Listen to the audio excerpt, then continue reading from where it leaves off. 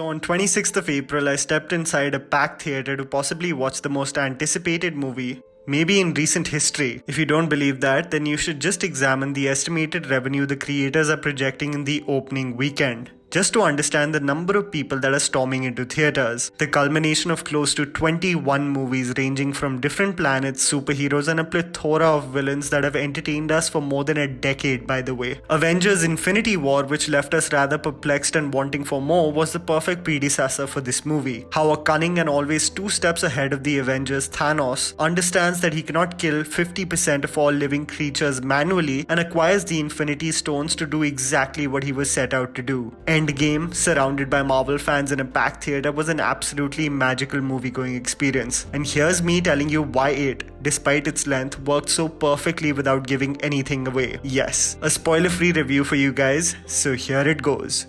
Marketing strategy. One of the most refreshing qualities about the movie even before I stepped into the theater was that I and all the viewers had absolutely no idea what to expect. The marketing strategy worked perfectly, as through the trailer we got a glimpse of the superheroes we had lost because of Thanos snapping his finger, and the remaining Avengers coming together to somehow combat or find a solution to Thanos' evil plan. Through the running minutes of the film and the number of new revelations, appearances, and disclosures, you realize how important it was for the movie creators to keep all the vital information in the unknown, rather than a lot of our Indian movies that possibly give us too much information through their first looks. There was barely any information provided to us through its trailer. This worked wonders to garner the desired reaction of surprise and even sadness from the audience.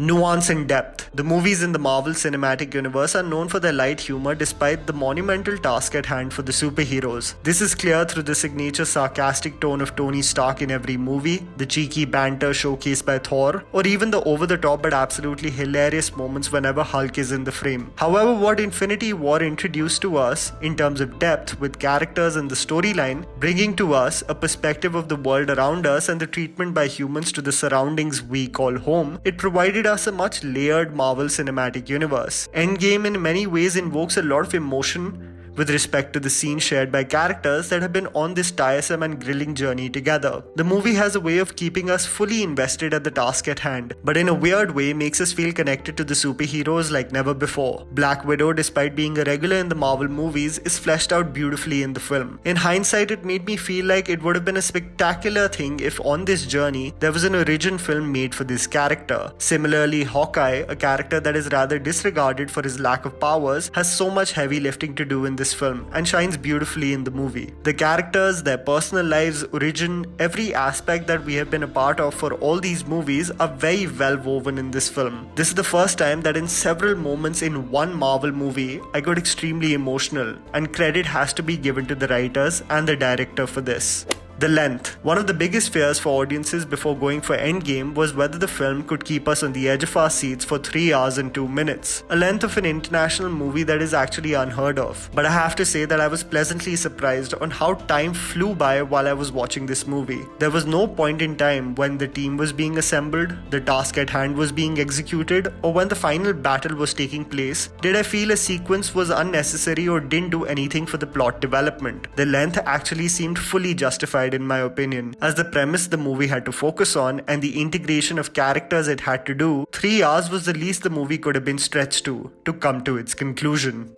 Story and character integration. One of the most impressive aspects of the movie was the integration of a lot of aspects and information from previous films. You remember when we used to see some of these Marvel movies and dismiss the post-credit scene as inconsequential or would look over certain moments as just background elements? You realize only in retrospect how even the smallest details have been thought out by the creators to perfectly come together in Endgame. Especially Indian movies, when it has to focus on too many elements, often leads to a narrative either stretching for too long or the story going to tangents which do nothing for the core issue at hand. You realize through Endgame how every element, character or sequence is thought through several movies in advance so that the culmination doesn't come as a surprise and actually makes perfect sense. The introduction of the several characters we are all familiar with in the same universe to battle evil was a beautiful sight to see.